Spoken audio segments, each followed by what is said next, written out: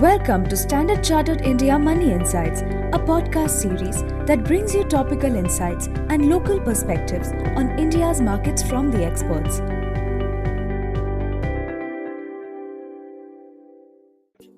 Hi, I'm Vinay Joseph, the Chief Investment Strategist at Standard Chartered Bank, India.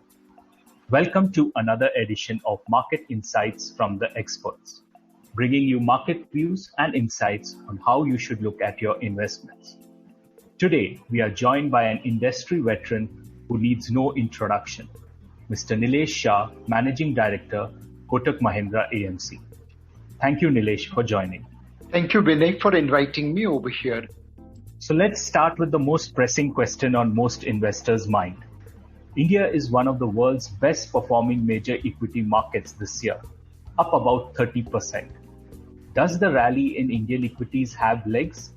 In our opinion, market has two zones. One is a red zone where there are certain stocks where due to low floating stock concentrated holding, valuations have reached sky high. There are also certain penny stocks where the valuations are again reaching sky high despite having no fundamental values or businesses. In this zone, if you make investments, you may have short-term momentum but longer-term pain. Rest of the market is in the green zone. Valuations are fair. They are not cheap anymore. But there is combination of money flow, good value, good fundamentals, and also positive sentiment. For a long-term investor, investing in green zone will still deliver better return. Thank you, Nilesh. The second question is fixed income returns have moderated over the last few quarters as bond yields have moved higher. How should a pure fixed income investor position himself or herself in a rising yield environment? There are multiple ways in fixed income investors will be able to manage in a rising interest rate environment. One is to increase allocation towards new hybrid instruments like REIT and InvITs. And there are a couple of them which are listed in market and many more are going to come.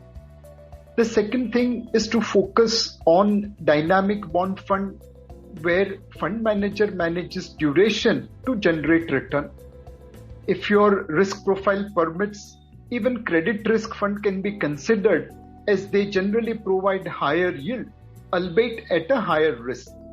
However, my most preferred option for debt investors will be to consider investment in hybrid funds from debt hybrid scheme which invest up to 25% in equity saving schemes which invest up to 40 or 50% in equity, balance advantage fund or balanced fund. These are all the funds where there is a little extra risk but also extra return. So by allocating your portfolio across these segments, you will be able to do well in a rising interest rate environment. Thank you. The next question is, given the sharp recovery in growth and earnings along with market values, do you see any investment opportunities present still in the current cycle? Undoubtedly, India is a growth story. So don't bet against India. It has ability to disappoint both optimist as well as pessimist. And hence, a long-term investor still has many opportunities in this market. As I mentioned earlier, there is a green zone where business sentiment is improving, valuations are reasonable, and money flow is coming. If you are an investor, please build a diversified portfolio of good companies and use every correction as an opportunity to increase your allocation. That will be good enough in today's market. Finally, what are the major risks that investors should be aware of and how can he tide through that in these circumstances? So Vinay, for market, the risk is always unknown.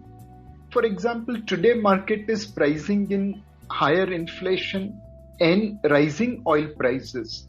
But they are pricing in oil at around $100. Now, if it goes to $150 or $200, that is a risk. But if it remains in $80 to $100 range, then that's to a great extent priced into the market. So for me, the biggest risk for the market remains just one factor, that is corporate profitability growth. Today, our market is assuming, let's say, about 35% earnings growth for FY 2022. 7 months are behind us. We are on our way to achieve it. In FY 23, we are expecting earnings growth of roughly about 17%. If this earnings growth is not achieved, that is the biggest risk in the market. Rest everything will impact market temporarily and then disappear. Thank you, Nilesh, for joining our podcast and sharing your views and giving us an idea of what to expect in the coming months. Thank you. Thank you for listening to Standard Chartered India Money Insights. Stay tuned for the latest updates and market trends by subscribing to our podcast. For more information, reach out to your Standard Chartered Relationship Manager or visit www.se.com/in.